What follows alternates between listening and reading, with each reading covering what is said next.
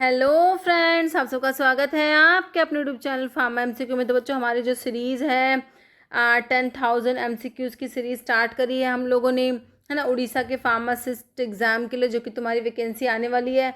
Okay, देखो उसके लिए हमने इसको स्टार्ट करा है। बाकी जो है तुम्हारे सभी अपकमिंग गवर्नमेंट फार्मासिस्ट एग्ज़ाम, चाहे तुम्हारा स्टेट लेवल का या फिर सेंट्रल लेवल का है, सभी के लिए क्वेश्चंस इंपॉर्टेंट है। और बाकी अगर ब्लड वाला टॉपिक, जैसे कि तुम्हारे जिस भी एग्जाम में होगा ना टॉपिक ब्लड वाला, क्योंकि आज का अभी जो है हम ब्लड के क्वेश्चन डिस्कस कर रहे हैं। प्रीवियस वीडियो में हमने ब्लड के क्वेश्चंस करे थे, आज जो है रिमेनिंग क्वेश्चंस कंप्लीट करके ब्लड वाला टॉपिक कंप्लीट कर देंगे, है ना। तो देखो बच्चों, ये तुम्हारे जीपैट के, ड्रग इंस्पेक्टर के, फार्मेसी सभी एग्जाम में हेल्प करेगा, जहाँ पर तुम्हारा ब्लड सिलेबस में लिखा होगा या फिर हिमाटोपोइटिक सिस्टम लिखा होगा। ओके, ठीक है बच्चों। तो काफ़ी, क्योंकि मैंने ना इसमें हर तरीके के क्वेश्चंस इंक्लूड करे हैं, काफ़ी इंपॉर्टेंट, मतलब जितने भी इंपॉर्टेंट पॉइंट्स थे सारे के सारे मैंने इसमें इंक्लूड कर लिए हैं। तो बहुत ही इंपॉर्टेंट तुम्हारे लिए वीडियो रहने वाला है बच्चों। ओके, तो आज जो है ब्लड वाला सेकंड पार्ट है, रिमेनिंग क्वेश्चंस जो है वो कंप्लीट कर देंगे आज की वीडियो में। बहुत ही इंपॉर्टेंट वीडियो रहने वाला है तुम्हारे लिए। बाकी तुम्हें जो है, अगर इस सीरीज़ का बच्चों, क्योंकि बहुत सारे बच्चे कहेंगे मैम पीडीएफ प्रोवाइड कराइए, तो इसके लिए बच्चों फार्मा एमसीक्यू ऐप अवेलेबल है। लिंक वीडियो के डिस्क्रिप्शन बॉक्स में रहता है आपका। बाकी तुम प्ले स्टोर पर भी डाउनलोड कर सकते हो, वहाँ पर टेस्ट सीरीज जो क्रैश कोर्स है। तो बच्चों, जो क्रैश कोर्स है उन्हीं में मैं इसकी जो है पीडीएफ ऐड कर दूंगी, तुम टेंशन ना लो, ठीक है। तो इनके पीडीएफ जो है मैं उस जो हमारे क्रैश कोर्स हैं उनमें ऐड कर दूंगी। ओके बच्चों, तो वहीं पे तुम्हें मिलेंगे, तो ऐप को आप डाउनलोड कर लीजिएगा, है ना। तो अभी हम देखिए बच्चों, तो हमने इसके जो क्वेश्चंस थे ब्लड वाले के, तो हमने करे थे 80 तक क्वेश्चंस हम लोग कंप्लीट कर चुके थे। अभी नेक्स्ट क्वेश्चंस देखेंगे 81 से जितने भी क्वेश्चंस हैं। Okay, polycythemia vera is characterized by, polycythemia का मतलब होता है बच्चों, जब आरबीसीज का तुम्हारा जो काउंट होता है वो बढ़ जाता है, उसके लिए टर्म आता है पोलीसाइदीमिया। हमें पता है हमारे पास मिलियंस ऑफ आरबीसीज है ना, है ना। तो जब आरबीसीज का नंबर बढ़ जाता है तो उसे क्या कहा जाता है, पोलीसाइदीमिया। तो कह रहे हैं एक्सेसिव प्रोडक्शन हो रहा है रेड ब्लड सेल्स का, बिल्कुल हो रहा है बच्चों। डेफिशिएंसी क्लोटिंग फैक्टर की नहीं हो रही, क्रोनिक लिम्फोसाइटिक ल्यूकीमिया या फिर reduced erythropoiesis leading to anaemia, है ना। तो यहाँ पर तो हमारा पोलीसाइदीमिया वर्ड जो है वो किसके लिए है, एक्सेसिव तुम्हारा प्रोडक्शन हो रहा है रेड ब्लड सेल्स का। ऑप्शन ए करेक्ट हो जाएगा। कह रहे haemophilia is genetic disorder that primarily affect body's ability to. तो मैंने बताया क्या तुम्हें, हीमोफीलिया में जब क्या होता है बच्चों, ब्लड क्लोट नहीं हो पाता, हीमोफीलिया, है ना, क्लोटिंग फैक्टर डेफिशिएंट है, ब्लीडिंग डिजीज भी कहते हो बच्चों इसको। 8, 9 और 11 क्लोटिंग फैक्टर की डेफिशिएंसी से, 8, 9, 9 और 11 क्लोटिंग फैक्टर की डेफिशिएंसी से हीमोफीलिया ए, बी और सी देखने को मिलता है तुमको, है ना। तो कह रहे हैं इसमें क्या पूछे, जेनेटिक डिसऑर्डर है ये, हीमोफीलिया जेनेटिक डिसऑर्डर है that primarily affect body's ability to metabolise iron, clot blood हो जाएगा, फाइट इन्फेक्शन, प्रोड्यूस आरबीसी भी नहीं होगा, है ना। Body's ability to clot blood, है ना, ब्लड क्लोट नहीं हो पाता, ब्लीडिंग डिजीज इसे कहते हो हीमोफीलिया को। तो ऑप्शन बी सिंपल सा करेक्ट है। कह रहे हैं descriptive name of clotting factor number 10। तुम्हारा जो क्लोटिंग फैक्टर्स है बच्चों उनको भी हमें आना चाहिए, क्योंकि ना ब्लड में से क्लोटिंग फैक्टर के ऊपर क्वेश्चन बहुत बार बने हैं, बहुत बार एग्जाम में आए हैं, है ना। 10th वाला कौन सा है, देखो सबसे पहला वाला 5 से शुरू होता है और लास्ट वाला भी, जैसे कि ये फिब्रिनोजन होता है फर्स्ट वाला, लास्ट वाला फिब्रिन स्टेबलाइजिंग फैक्टर होता है ना। ये जो है यहाँ पर फिब्रिनोजन फर्स्ट वाला होता है ना। और ये लेबाइल कैल्शियम के बाद आता है, तो ये 5th वाला होता है ना।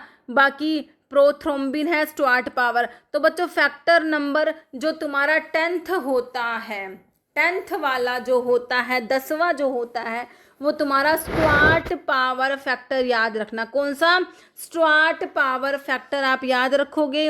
ओके, तो यहाँ पर जो है ऑप्शन डी तुम्हारा करेक्ट हो गया। फैक्टर नंबर 10th पूछा है, स्टुअर्ट पावर फैक्टर हो गया। बाकी फैक्टर नंबर देखो, फर्स्ट में फिब्रिनोजन है और लास्ट वाला भी आपने फिब्रिन स्टेबलाइजिंग फैक्टर याद रखना है। फर्स्ट वाला भी फिब से है, लास्ट वाला भी फिब से है, तो पहला फिब्रिनोजन, लास्ट वाला फिब्रिन स्टेबलाइजिंग फैक्टर, है ना बच्चों। देखो कुछ कुछ अगर आपको सारे भी याद नहीं होते, अगर तुमने कुछ कुछ भी याद कर लिया ना, वैसे तो तुमने ट्रिक बना के मेरे को पता है याद कर ही रखे हैं, है ना, लेकिन अगर तुम्हें सारे भी याद नहीं, कुछ कुछ याद कर लोगे तो बच्चों हम एलिमिनेशन मेथड से आंसर की तरफ पहुंच जाते हैं। जैसे कि देखो कैल्शियम, फोर्थ वाला कैल्शियम याद कर लो, उसके बाद लेबाइल फैक्टर है बच्चों, है ना। फिर आपके 8, 9, 11 तो आपको पता है, anti haemophilic factor A, anti haemophilic factor B और एंटी हीमोफिलिक फैक्टर सी, 8, 9, 11 याद हो जाएंगे तुम्हें, है ना। बाकी एक क्रिसमस फैक्टर इंपॉर्टेंट है, कई बार बना है क्रिसमस डिजीज कौन सा होता है, तो यहाँ पर क्लोटिंग फैक्टर नंबर 9 डेफिशिएंट है, क्रिसमस डिजीज का क्वेश्चन बना हुआ है, तो फैक्टर नंबर 9 को बोलते हो, याद रखना क्रिसमस फैक्टर है ना। 10th वाला स्टुअर्ट पावर हो गया, है ना। 11th आपको एंटी हीमोफिलिक फैक्टर सी याद हो जाएगा, है ना। बाकी 12th हेगमैन फैक्टर भी बना हुआ है एग्जाम में क्वेश्चन, 12th कौन सा है, हेगमैन फैक्टर है, ओके। और बाकी 13th जो लास्ट में मैंने आपको बताया, पहला 5 से शुरू हो रहा था ना, वो फिब्रिनोजन था, अब ये फिब्रिन स्टेबलाइजिंग फैक्टर आपने याद करना है, ठीक है, ठीक है। उसके बाद सेकंड वाला प्रोथ्रोम्बिन है, और उसके बाद थर्ड वाला थ्रोम्बोप्लास्टिन है, टिश्यू फैक्टर, ये भी एग्जाम में बना हुआ है कि थ्रोम्बोप्लास्टिन को और क्या कहोगे, टिश्यू फैक्टर कहते हैं, है ना। 4th calcium, 5th labile factor को प्रो असरलिन भी कहते हैं, और जो इसमें ना 6th नहीं होता, अगर तुमसे भाई ये भी क्वेश्चन बन जाए कौन सा फैक्टर नहीं होता इसमें, तो भाई 6th नहीं होता इनमें, ठीक है। अब तुमसे बन सकता है भाई कौन सा नहीं है, 6th नहीं है, ओके। 7th में स्टेबल होता है, 7 क्या है, स्टेबल है ना। 7 क्या है भाई, 7 स्टेबल है या प्रो कन्वर्टिन, 7 वाला स्टेबल फैक्टर है, स्टेबल है भाई, ये प्रो कन्वर्टिन है। 8th वाला आपको हो गया anti haemophilic factor, A, B और सी तो 8, 9, 11 आप याद कर लोगे। स्टुअर्ट पावर फैक्टर 10th याद कर लेना, पहला फिब्रिनोजन था, last fibrin stabilizing factor, Hageman factor 12th हो जाएगा, ओके। फिब्रिनोजन के बाद प्रोथ्रोम्बिन आएगा, ठीक है, फिब्रिनोजन फर्स्ट वाला है, उसके बाद है प्रोथ्रोम्बिन, फिर थ्रोम्बोप्लास्टिन टिश्यू फैक्टर होगा, ठीक है। तो अभी मेरे हिसाब से आपको जो है बहुत कुछ कुछ याद होंगे, मैंने आगे क्वेश्चन इस तरीके से लिए हुए हैं कि तुम्हें सारे के सारे ये क्लोटिंग फैक्टर इसी वीडियो में कंप्लीट तरीके से याद हो जाएंगे, इस तरीके के क्वेश्चंस हैं इसमें आगे, ओके। कह रहे which haematinic is primarily used in treatment of megaloblastic anaemia due to vitamin B12 की डेफिशिएंसी। बच्चों विटामिन B12 की डेफिशिएंसी से मेगालोब्लास्टिक एनीमिया देखने को मिलता है, तो कौन सा हिमैटनिक प्राइमरली यूज करोगे ट्रीट करने के लिए, भाई B12 दे दो, B12 की डेफिशिएंसी से हो गया मेगालोब्लास्टिक एनीमिया, तो ट्रीटमेंट में क्या दोगे, cyanocobalamin, ferrous sulphate, folic acid की इरिथ्रोपोइटिन, भाई विटामिन B12 दे दो, साइनोकोबालामिन, है ना। नेक्स्ट देखो, whole human blood remain stable होता है किस पीएच पर, बता दो भाई, 7 पे, 7.2, 7.4 या 7.6, तो आपका 7.4 हो जाएगा, है ना। नेक्स्ट है following is used in treatment of iron deficiency anaemia, iron deficiency anaemia को ट्रीट करने के लिए क्या करते हैं बच्चों, फेरस सल्फेट देते हैं, magnesium sulphate, sodium bicarbonate, potassium hydrate, क्या होगा भाई, फेरस सल्फेट दिया जाएगा, सिंपल सा क्वेश्चन है, ऑप्शन ए।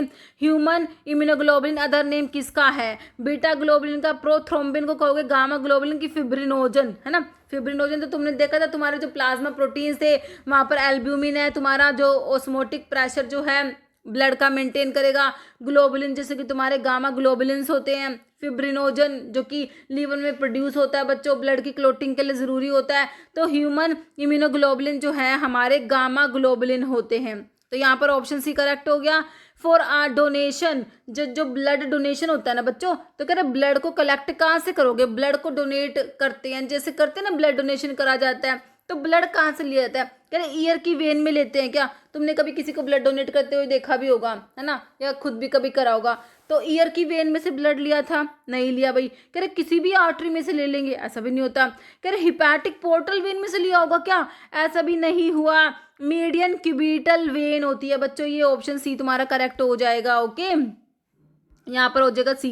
कह रहा blood donation is not acceptable from which of the following category of people, कौन से, देखो ब्लड डोनेशन का एक क्राइटेरिया होता है भाई, तुम्हारा मतलब कि होता है कि तुम्हारे अंदर हीमोग्लोबिन भी ठीक ठीक होना चाहिए, तो है नहीं कोई अनीमिक पर्सन है, हीमोग्लोबिन कम है, उससे ब्लड ले लेंगे, ऐसा नहीं होता ना, तो कह रहे नॉट एक्सेप्टेबल, है ना, कौन से कैटेगरी के पीपल जो है ब्लड डोनेट नहीं कर सकते, कह रहे person with hypertension, non pregnant women है, हेल्दी इंडिविजुअल्स है, एनीमिक पर्सन, भाई अनीमिक पर्सन है, इसको खुद ही अनीमिया हो रहा है, तो भाई क्या ही ब्लड डोनेट करे, करेगा ये, है ना। तो सिंपल सा ऑप्शन डी हो गया। कह रहे विच one of the following clotting factor does not require vitamin के ड्यूरिंग ब्लड कोएगुलेशन प्रोसेस, के दौरान विटामिन के की जरूरत नहीं है। भाई हमारे 2, 7, 9 और 10 क्लोटिंग फैक्टर के एक्टिवेशन के लिए तुम्हें चाहिए विटामिन के मेरे बच्चों। 2, 7, 9, 10 क्लोटिंग फैक्टर के एक्टिवेशन के लिए कौन चाहिए भाई, विटामिन के चाहिए।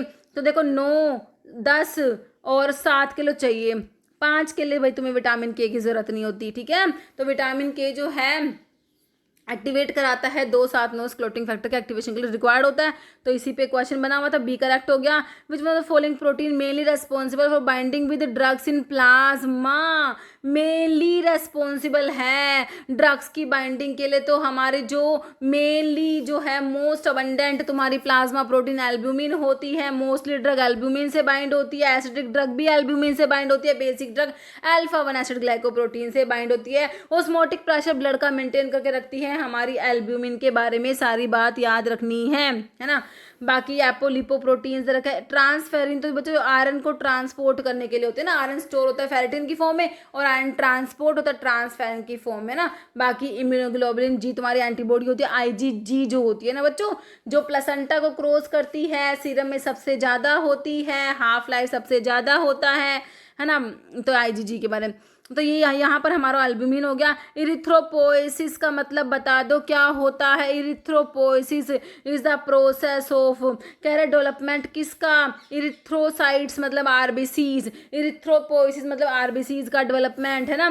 तो थ्रोम्बोसाइट्स डब्ल्यूबीसीज या मोनोसाइट्स नहीं होगा, हमारे आरबीसीज का बनना इरिथ्रोपोइसिस कहलाता। हिमैटोपोइसिस मतलब कि तुम्हारी ब्लड सेल्स की फॉर्मेशन को तुम हिमैटोपोइसिस कहोगे, और आरबीसीज की फॉर्मेशन के लिए हिमैटो इरिथ्रोपोइसिस वर्ड आता है। ओके बच्चों, नेक्स्ट है which one of the following statement regarding blood cell ओ के बारे में करेक्ट है। बच्चों देखो तुम ना यहाँ पर एक बात रखना, याद रखना, तुम्हें पता है कि जो ओ ब्लड ग्रुप है इसके पास एंटीजन तो है नहीं कोई भी ए या बी, लेकिन जो ओ वाले के पास एंटीबॉडी जो थी ना, एंटी ए और एंटी बी दोनों एंटीबॉडी प्रेजेंट थी, तुम्हें ये बात तो पता है। लेकिन यहाँ पर तुम्हें एंटीजन एंटीबॉडी ना देके ये अलग दे दिया। अब तुम समझो एग्लूटिनोजन का मतलब जन मतलब एंटीजन, ये एंटीजन के लिए एग्लूटिनोजन लिख रखा है। अब तुम आंसर की तरफ पहुंच जाओगे, है ना। तो यहाँ पर कह रहे हैं कि ए एंटीजन होता है आरबीसीज में,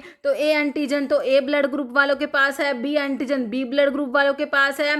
एग्लूटिनोजन एंटीजन ए और बी दोनों होते हैं ए बी वाले के पास। कह रहे एग्लूटिनिन का मतलब है एंटीबॉडी, एंटी ए और एंटीबॉडी प्लाज्मा में किसमें होती है, दोनों एंटीबॉडी प्रेजेंट थी हमारे ओ वाले के पास। तो ओ ब्लड ग्रुप की ही बात हो रही है। ओ ब्लड ग्रुप के बारे में कौन सी बात लिख रखी है यहाँ पर कि इसमें एंटीबॉडी ए और एंटीबॉडी बी दोनों एंटीबॉडी प्रेजेंट है, इसके पास एंटीजन नहीं होते। और ए बी वाले के पास एंटीजन तो है दोनों ए और बी, लेकिन एंटीबॉडी नहीं होती, है ना। इसीलिए हमारा ए बी वाला यूनिवर्सल रिसीवर होता है और ओ वाले यूनिवर्सल डोनर होते हैं, ठीक है। तो यहाँ पर मेरे हिसाब से ऑप्शन डी तुम्हारा करेक्ट है। अब देखो समझ मतलब कि कंफ्यूज मत हो ना कि एग्लूटिनिन क्या है, एग्लूटिनोजन क्या है, ठीक है। तो एंटी ए एंटी बी से भी तुम समझ सकते हो कि एंटीबॉडी की बात हो रही है, और एग्लूटिनोजन या एंटीजन एक ही है, ठीक है। नेक्स्ट देखो बच्चों, element that is not found in blood. देखो ये रेलवे में पूछा हुआ क्वेश्चन है, ब्लड में कौन सा एलिमेंट नहीं है। देखो आयरन तुम्हें पता ही है भाई ब्लड में होता है, क्रोमियम, कॉपर, देखो मैग्नीशियम भी होता है हमारा, कॉपर भी होता है। तो यहाँ पर चारों में से आप क्रोमियम आंसर कर दोगे ना, है ना। तो आपके ब्लड में जो होते हैं ये जो आपके sodium chloride, sodium bicarbonate, potassium, magnesium, phosphate, iron, calcium, copper, सारे आयोडीन, कोबाल्ट सब प्रेजेंट है। तो आंसर को क्रोमियम हमारा हो गया। ओके, अब अनीमिया के ऊपर देखो, कह रहा type of anaemia characterised by abnormal large cells हो गई इरिथ्रोसाइट्स की, कोज bye deficiency B12, vitamin B12 की डेफिशिएंसी से मेरे बच्चों मेगलोब्लास्टिक एनीमिया याद रखना तुम, है ना। और फोलिक एसिड की डेफिशिएंसी से मेगलोब्लास्टिक एनीमिया होता है, कई बार क्वेश्चन एग्जाम में बने हैं। तो आयरन डेफिशिएंसी एनीमिया दे रखा है तुम्हें, मेगलोब्लास्टिक एनीमिया करेक्ट हो गया है। सिकल सेल एनीमिया में आरबीसी की शेप सिकल शेप की तुम्हारी आरबीसी हो जाती है। हीमोफीलिया इसमें ब्लड क्लॉट नहीं होता। तो यहाँ पर जो है ऑप्शन बी करेक्ट हो गया। करें if the blood cells are in contact with hypertonic solution में तुमने ब्लड सेल्स को रख दिया हाइपरटोनिक में, तो सेल हमारी क्या हो जाएंगी बच्चों, श्रिंक हो जाएंगी। और अगर हाइपो में रखते तो वो क्या हो जाती, स्वेल होके बस्ट हो जाती। ठीक है, तो यहाँ पर श्रिंक हो जाएंगी, श्रिंकेज हो जाएगा, ऑप्शन ए करेक्ट है। और स्वेल कब होंगी, जब उनको हाइपरटोनिक सॉल्यूशंस में रखोगे। ओके, लार्जेस्ट सेल डब्ल्यूबीसीज में, तुम्हारे डब्ल्यूबीसीज को तुमने क्या कहा था, ल्यूकोसाइट कहा था, बिल्कुल कहा था, क्योंकि हमारा जो ब्लड है 55% ब्लड में प्लाज्मा होता है, 45% आपके ब्लड के सेल्स हैं, आरबीसीज है, डब्ल्यूबीसीज है, प्लेटलेट्स है। सबसे ज़्यादा तो तुमने पढ़े हैं, तुम्हारे पास मिलियंस ऑफ आरबीसी, सबसे ज़्यादा आपके आरबीसीज होते हैं बच्चों। ठीक है, अब देखो, अब डब्ल्यूबीसीज को आप ल्यूकोसाइट्स भी कहते हो, तो डब्ल्यूबीसीज में आपके ए ग्रैनुलोसाइट्स होते हैं और ग्रैनुलोसाइट्स होते हैं। ग्रैनुलोसाइट्स में न्यूट्रोफिल, इओसिनोफिल्स और बेसोफिल्स होते हैं। ए ग्रैनुलोसाइट में लिम्फोसाइट, मोनोसाइट्स हैं। अब लार्जेस्ट भी ये है, इनमें से है ए ग्रैनुलोसाइट्स में, स्मॉलेस्ट भी ए ग्रैनुलोसाइट्स में होती है। एल वाली लार्जेस्ट ना होके स्मॉलेस्ट होती है, याद रखना, और एम वाली क्या है, लार्जेस्ट है। तो मोनोसाइट लार्जेस्ट कौन सी है, मोनोसाइट तुम्हारी लार्जेस्ट हो जाएगी बच्चों, है ना। और तुमसे कहे सबसे ज्यादा नंबर किसका है मेरे बच्चों, तुमसे ये कह दे सबसे ज्यादा नंबर में कौन सी है, तो भाई नल मब याद कर लो, सिंपल सा नंबर। अगर तुम्हें बताना हो तुम्हारे डब्ल्यूबीसीज का कौन सी ज्यादा है कौन सी कम है, तो नल मब से बता देना। न्यूट्रोफिल सबसे ज्यादा है, बेसोफिल सबसे कम है। ठीक है, कैसे बताओगे मेरे बच्चों, नल मब याद करो, सिंपल सा, कुछ ट्रिक नहीं है, बस सिंपल नल मब याद करो। न्यूट्रोफिल सबसे ज्यादा है, बेसोफिल सबसे कम है ना। ठीक है, और लार्जेस्ट और स्मॉलेस्ट कैसे करोगे भाई, तुम्हारी जो ए ग्रैनुलोसाइट्स है, लिम्फोसाइट्स, मोनोसाइट्स, लार्जेस्ट भी इनमें से ही है, स्मॉलेस्ट भी इनमें से ही है। तो एल वाली लार्जेस्ट ना हो के स्मॉलेस्ट है मेरे बच्चों, एम वाली लार्जेस्ट हो जाएगी। ठीक है, तो लिम्फोसाइट्स स्मॉलेस्ट, मोनोसाइट्स लार्जेस्ट, मेरे हिसाब समझ आ गया तुमको। तो लार्जेस्ट मोनोसाइट्स हो गई, तुम्हारी ऑप्शन बी करेक्ट हो जाएगा, जो कि ए ग्रैनुलोसाइट्स में आती है। बाकी न्यूट्रोफिल, इओसिनोफिल, बेसोफिल्स तुम्हारी ग्रैनुलोसाइट्स में आती है ना। Which part of haemocytometer is used for manual blood cell counting के लिए, कह रहे हीमोसाइटोमीटर का कौन सा पार्ट यूज करते हैं बच्चों। तो इस तरीके से एक क्वेश्चन हमारे एग्जाम में बना हुआ था, इसलिए मैंने इसको इंक्लूड कर लिया। तो बच्चों ये पता कौन सा होता है, यहाँ पर ना ऑप्शन डी हो जाएगा, ये न्यू बोर चैम्बर कुछ ऐसा होता है। ओके, तो जो प्रीवियस क्वेश्चन होता है वो तो देखो हमें करे होने ही चाहिए, है ना। क्या ये जो चैम्बर होता है, कह रहे कि ये न्यूबोर चैम्बर होता है या फिर इम्प्रूव्ड न्यूबोर चैम्बर भी बोलते हैं, standard most widely used counting grid होता है हीमोसाइटोमीटर पे। It features a precise laser each 3 mm multiply 3 mm grid with 9 large square. 4 corner squares are specifically designed for counting WBCs, while the central square is further subdivided to count RBCs and platelets. Okay, following test can help detect anaemia. Anaemia को detect करने के test बताओ भाई, anaemia को detect करना तुम्हें। देखो कह रहे यूरिक एसिड का टेस्ट करोगे क्या, क्रिएटिनिन का करोगे या एलडीएल का करोगे या सीबीसी। सीबीसी को फुल फॉर्म है क्या है, सीबीसी का कंप्लीट ब्लड काउंट। तो तुम्हें पता लगी है भाई, ऑप्शन तुम्हारा सिंपल सा ए ही करेक्ट होना है, फर्स्ट वाला कंप्लीट ब्लड काउंट मेजर करता है तुम्हारे आरबीसीज को, हीमोग्लोबिन लेवल को, हीमाटोक्रिट को, है ना। सीबीसी जो है ये इसी को टेस्ट करोगे तो इसमें क्या मेजर होगा, तुम्हारे आरबीसीज, हीमोग्लोबिन लेवल कितना है, हीमाटोक्रिट, है ना, to check for anaemia. LDL में बच्चों बैड कोलेस्ट्रॉल को मेजर करते हैं, बैड कोलेस्ट्रॉल का लेवल, है ना। गुड कोलेस्ट्रॉल तो तुम्हारा एचडीएल होता है, बैड कोलेस्ट्रॉल एलडीएल होता है, तो इसको चेक करते हैं, टोसस हार्ट डिजीज रिस्क।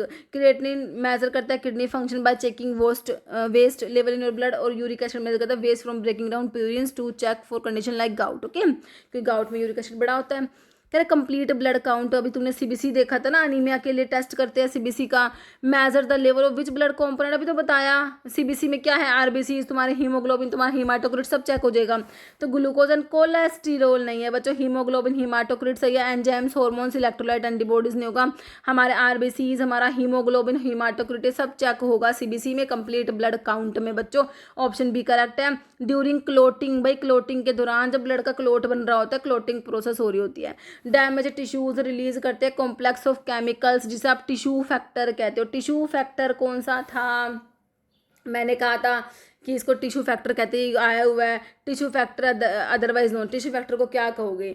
देखो सबसे पहले तो 5 वाला था, क्योंकि लास्ट वाला भी 5 वाला था। फिब्रिनोजन था, और फिब्रिनोजन है पहले वाला, और लास्ट वाला है फिब्रिन स्टेबलाइजिंग फैक्टर। फर्स्ट और 13th वाला था, तुम ऐसे याद कर लोगे, पहला फिब्रिनोजन, लास्ट वाला फिब्रिन स्टेबलाइजिंग फैक्टर होता है। ठीक है, फिब्रिनोजन तो फर्स्ट वाला होता है, फिब्रिन स्टेबलाइजिंग फैक्टर लास्ट वाला होता है। ठीक है, फिब्रिन तो ऐसा कुछ था ही नहीं। ठीक है, तो हमारा जो है उसके बाद था प्रोथ्रोम्बिन था, सेकंड वाला प्रोथ्रोम्बिन था। उसके बाद थर्ड वाला थ्रोम्बोप्लास्टिन था, है ना। थ्रोम्बोप्लास्टिन को ही तो तुमने टिश्यू फैक्टर कहा था मेरे बच्चों। किसको कहा था? थ्रोम्बोप्लास्टिन को ही तो तुमने टिश्यू फैक्टर कहा था, है ना। तो यहाँ पर ऑप्शन 4 करेक्ट हो जाएगा। देखो थ्रोम्बोप्लास्टिन को टिश्यू फैक्टर कहते हैं, जो कि थर्ड वाला होता है। पहला फिब्रिनोजन, लास्ट वाला फिब्रिन स्टेबलाइजिंग फैक्टर, उसके बाद प्रोथ्रोम्बिन, फिर थ्रोम्बोप्लास्टिन टिश्यू फैक्टर। भाई चौथा कैल्शियम है, पांचवा लिबाइल है, और 7 से स्टेबल याद कर रखा तुमने, है ना। कैल्शियम 4th, 5th वाला लिबाइल, 6th तो है ही नहीं, 7 वाला हमने स्टेबल कर रखा है। 8, 9 और 11 हमको पता है भाई, ऐसे लिखो इनको। 8, 9 और 11 तो तुमको पता है। Anti haemophilic factor A, anti haemophilic factor B, और एंटी हीमोफिलिक फैक्टर सी, है ना। तो बी वाला जो था ये क्रिसमस फैक्टर है, इसकी डेफिशिएंसी से क्रिसमस डिजीज हो रही थी बच्चों, है ना। 8, 9 के बीच में 10 रह गया भाई। 10 वाला तो स्टुअर्ट पावर फैक्टर हमने याद कर रखा है। ठीक है, 10, 11 तक हो गए। 12, 13 लास्ट वाला तुम्हारा 13 वाला तो है फिब्रिन स्टेबलाइजिंग फैक्टर। 12 बच गया। 12 कौन सा है? हेगमैन फैक्टर, है ना। 12th है हेगमैन फैक्टर। ठीक है, तो ब्लड क्लोटिंग फैक्टर हमें इस तरीके से बहुत ही आसानी से हम याद कर पा रहे हैं मेरे हिसाब से, है ना। ठीक है, थ्रोम्बोप्लास्टिन को तुमसे पूछ रखा था टिश्यू फैक्टर कहते हो, है ना। लेबाइल को बच्चों प्रो असरलिन भी कहते हैं, स्टेबल को प्रो कन्वर्टिन भी कहते हैं, ये भी याद कर लेना। ठीक है, स्टेबल जो है ना, 7 स्टेबल प्रो कन्वर्टिन, 7 से स्टेबल और प्रो कन्वर्टिन। ओके, अब देखो फिर से आगे क्लोटिंग फैक्टर कह रहा है, factor number 9 otherwise known as, 9 की पूछ रही है ना। तो हमने क्या कहा था भाई? 8, 9 और 11, 8, 9 और 11 anti haemophilic factor A, anti haemophilic factor B, और एंटी हीमोफिलिक फैक्टर सी।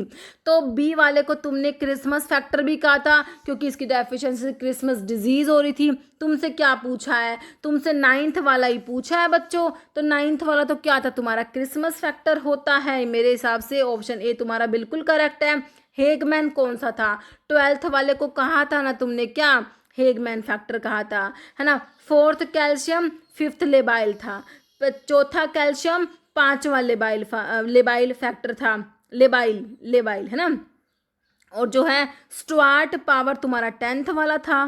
ठीक है, तो यहाँ पर तुम्हारा फैक्टर नंबर 9 क्रिसमस फैक्टर या एंटी हीमोफिलिक फैक्टर बी भी तुम इसको कह सकते हो। इसकी डेफिशिएंसी से हीमोफीलिया बी होता है ना। चीज़ों को इस तरीके से रिलेट करोगे तो वो लंबे समय तक तुम्हें याद रहती है बच्चों। तो कह रहे फैक्टर नंबर जो 9 क्रिसमस फैक्टर है, one of the serine protease the coagulation system belongs to peptidase family S1, deficiency से हीमोफीलिया बी होता है, ये हमें पता है। डैमेज हो गया बोन मैरो में, डैमेज की वजह से क्या होगा? कौन सा एनीमिया होता है? सिकल सेल में आरबीसी सिकल शेप की हो रही है। परनीशियस में तुम्हारा इंट्रिंसिक फैक्टर डेफिशिएंट है, उसकी वजह से विटामिन B12 एब्जॉर्ब ही नहीं हो पाया। हीमोलिटिक में आरबीसी का डिस्ट्रक्शन हो गया। डैमेज बोन मैरो में डैमेज की वजह से हमारा ए प्लास्टिक एनीमिया हमें देखने को मिलता है बच्चों। यहाँ पर ऑप्शन ए करेक्ट है ना। फिर ये कह रहे हैं हाइपोक्रोमिक एनीमिया होता है, आयरन डेफिशिएंसी एनीमिया को बोल देते हैं बच्चों। मैक्रोसाइटिक या megaloblastic anaemia vitamin B12 folic acid की डेफिशिएंसी से होता है। पर्निशियस एनीमिया में हमारा इंट्रिंसिक फैक्टर डेफिशिएंट है बच्चों। ए प्लास्टिक बोन मैरो सप्रेशन की वजह से होता है। ओके, लाइफ स्पैन WBCs का, RBCs का कितना था? 120 दिन था। दे रखा है, बिल्कुल दे रखा है, RBCs का है। और तुम्हारी प्लेटलेट्स का 8 से 11 दिन प्लेटलेट्स का याद कर लेना, बिल्कुल याद है हमें। 50 दिन होता ही नहीं, बचा क्या? 13 से 20 दिन तुम्हारे WBCs का होता है। मतलब कि थोड़ा बहुत वेरिएशन तुम्हें मिल सकता है, लगभग तुम जो है 13 से 20 रखो, क्योंकि ऑप्शन में 12 से 20 भी मिल जाएगा, 13 से 21 भी थोड़ा बहुत जो है वेरिएशन मिल सकता है। आरबीसीज का हमेशा 120 दिन ही ऑप्शन आता है, आरबीसीज के ऑप्शन में हमेशा 120 दिन आएगा। प्लेटलेट्स का भी थोड़ा बहुत वेरिएशन की भाई 7 से 10 दिन, है ना, इस तरीके से मिल जाता है। कह रहा डैश आर सर्कुलर बाइकॉनकेव होती है, सर्कुलर है बाइकॉनकेव है, नॉन न्यूक्लिएटेड है बच्चों, इनमें न्यूक्लियस प्रेजेंट नहीं है, न्यूक्लियस नहीं है, विद डायमीटर है 7 माइक्रोन का, लाइफ स्पैन बता दिया 120 दिन। अब क्या चाहिए तुम्हें, अब क्या चाहिए जब लाइफ स्पैन 120 दिन तुम्हें बता दिया, अब बिना ऑप्शन के भी आंसर निकाल दोगे। किसका होता है, हमारे आरबीसीज का होता है ना। तो ये जो है इनमें याद रखना आरबीसीज के बारे में, नॉन न्यूक्लिएटेड है, मैच्योर आरबीसीज में न्यूक्लियस नहीं होता। इनका डायमीटर भी वही याद करें ना, कभी एग्जाम में पूछ रहे, लगभग 7 माइक्रोन है ना। लाइफ स्पैन 120 दिन है, रेड ब्लड सेल्स की बात हो रही है। ओके, बाकी WBCs दे रखे तुम्हें, और प्लेटलेट्स और प्लाज्मा, ठीक है। तो यहाँ पर तुम्हारा ऑप्शन ए करेक्ट हो गया। इन माइक्रोसाइटिक एनीमिया साइज आरबीसीज का, माइक्रो का मतलब क्या होता है, कम, छोटा मतलब है ना, माइक्रो। एक मैक्रो मतलब बड़ा, माइक्रो मतलब छोटा। तुम्हारे आरबीसीज स्मॉल साइज की हो जाएंगी, लार्ज नॉर्मल नहीं होंगी, ऑल भी नहीं होगा, स्मॉल साइज के आरबीसी हो जाएंगी। माइक्रो में क्या हो जाएगा, microcytic anaemia happen when your RBCs are smaller than usual because do not have enough haemoglobin. Okay, cells in the blood responsible for carrying oxygen को कैरी करने का काम किसका है भाई, तुम्हारे आरबीसीज का है, क्योंकि इनमें हीमोग्लोबिन प्रेजेंट होता है। ओके, तो ऑक्सीजन को कैरी करने का काम आरबीसीज का है। इन्फेक्शन से फाइट करना हो तो भाई आरबीसीज कर लेंगी, ब्लड की क्लोटिंग करनी हो तो प्लेटलेट्स कर देंगी। लिम्फोसाइट्स हमारे एक तरीके की WBCs ही होती हैं। तो आंसर ऑप्शन ए हो गया। Who first showed the complete pathway blood circulation का, कंप्लीट पाथवे किसने शो करा भाई, याद करना पड़ेगा आपको, विलियम हार्वे। ओके, बाकी यहाँ पर वेसुवियस, हिपोक्रेट्स, अलेक्जेंडर, भाई हमारे जो फ्लेमिंग है इन्होंने क्या करा था भाई, इन्होंने तो पेनिसिलिन को डिस्कवर करा था, है ना, अलेक्जेंडर फ्लेमिंग ने। तो यहाँ पर ऑप्शन ए करेक्ट है। लाइफ स्पैन WBCs का फिर से पूछ लिया भाई, 120 दिन तो तुम्हारी आरबीसीज का है, 1 साल नहीं होता भाई, 1 साल तो किसी का ही नहीं है। 24 से 36 घंटे, इतना कम किसी का भी नहीं है। तो बचा क्या, आप देखो 12 से 20 दिन। आप देखो इस तरीके से तुम्हें ऑप्शंस को देख के मोस्ट अप्रोप्रिएट आंसर की तरफ जाना होता है मेरे बच्चों। तो यहाँ पर तुम 12 से 20 दिन कर दोगे, ठीक है, ऑप्शन सी करेक्ट है, ठीक है। Clotting factor, factor number 9 otherwise known as, है ना, फैक्टर नंबर 9 अभी हमने देख लिया, वही क्वेश्चन है शायद, है ना। तो फैक्टर नंबर 9 तक हम कैसे पहुंचे थे, हमने देखा था हीमोफीलिया ए, हीमोफीलिया बी और हीमोफीलिया सी, है ना। तो हमारे क्लोटिंग फैक्टर 8, 9 और 11 की डेफिशिएंसी से होते हैं, है ना।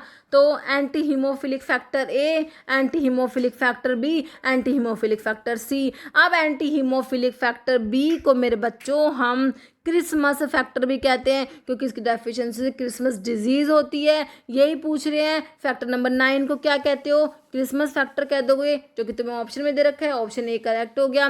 बाकी हेगमैन फैक्टर कौन सा था, 12 वाले को हेगमैन कहा था तुमने, लेबाइल कैल्शियम के बाद आ रहा था ना, 5वां था ना, लेबाइल छठा होता है नहीं, 7वां कौन सा, 7 से स्टेबल होता है ना।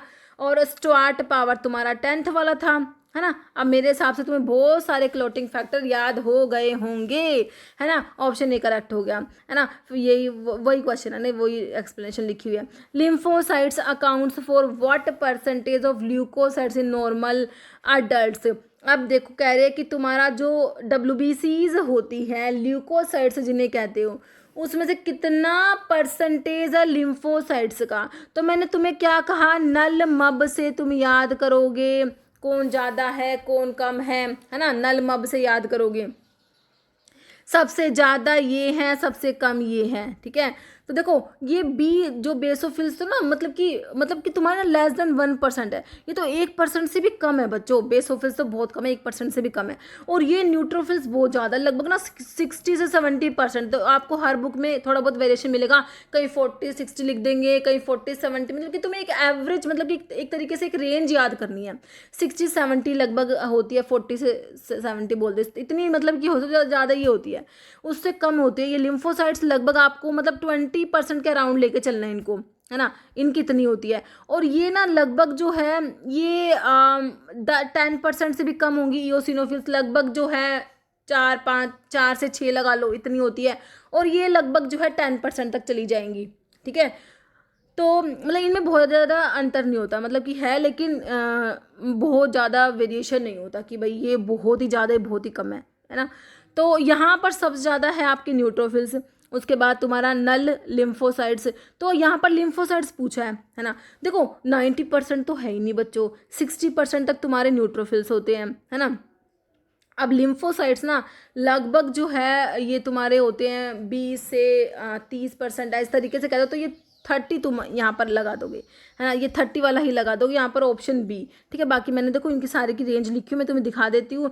WBCs जो है देखो न्यूट्रोफिल्स लगभग 60-70% हो जाएंगी, है ना। उसके बाद लिम्फोसाइट्स 20 से 45% लगभग, मतलब कि 20 से 30-40, मतलब कि क्योंकि तुम्हें ऑप्शंस में ना अगर पूछा जाएगा तो तुम्हें ये नहीं है कि बिल्कुल एग्जैक्ट यही लिखा हुआ मिलेगा, ये रेंज है बच्चों, ठीक है। तो थोड़ा बहुत ऊपर नीचे वेरिएशन मिलता है। तो यहाँ पर जैसे कि आपको ऑप्शन में 30 दिया हुआ था, ठीक है। और देखो ईओसिनोफिल्स 1 से 6% है, और तुम्हारे देखो मोनोसाइट्स 3 से 10% है, और ये बेसोफिल्स तो बहुत ही कम है, ये बिल्कुल 1 से भी कम परसेंट है, याद कर लेना, ठीक है। अब तुम्हें याद हो जाएगी। देखो बेसोफिल्स तो क्या कहोगे कि भाई देखो नल मब है, तो नल मब लिखो, नल मब, है ना। इससे पता लगा कौन ज़्यादा कौन सी कम। अब ये तो बहुत ज़्यादा है भाई, लगभग 60 से 70% है ना। और ये बहुत ही कम है, ये तो 1% से भी कम है, याद हो गई, 2 याद हो गई। अब देखो लिम्फोसाइट्स को लगभग जो है तुम्हें क्या करना है, ये 20 से 40-45% तक है ना, 20-30-40% तक। फिर ये दोनों है जो मोनोसाइट्स और ईओसिनोफिल्स, है ना।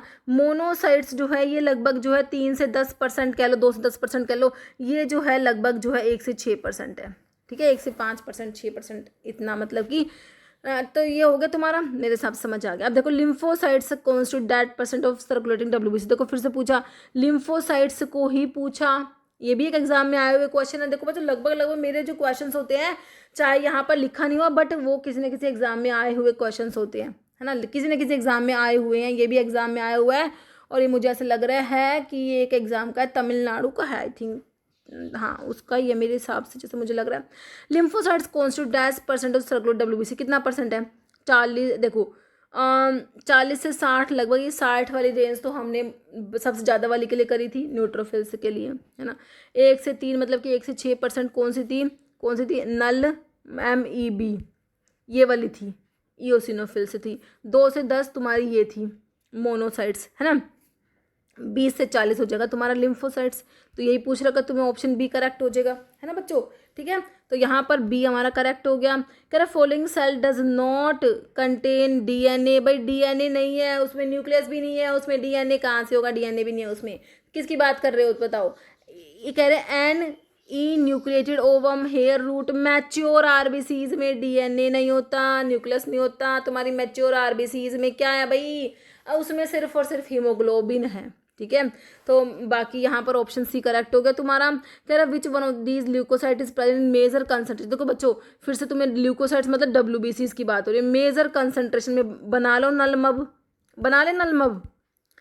ये थी 60 से 70% तक लगभग, ये कितनी थी 20 से 40% तक, और ये कितनी थी, ये लगभग 10% तक जा रही थी, है ना। और ये 10 भी नहीं जा रही थी, लगभग 1 से 6% थी, और ये तो 1 से भी कम थी।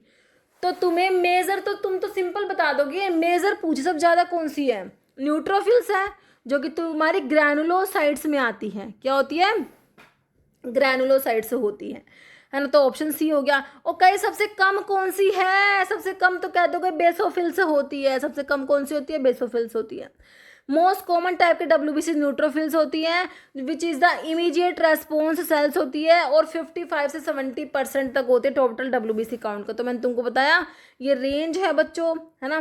तुम्हें कहीं पर मिलेगा 40 से 60%, कहीं अभी देखो 55-70% लिखा हुआ है, ठीक है।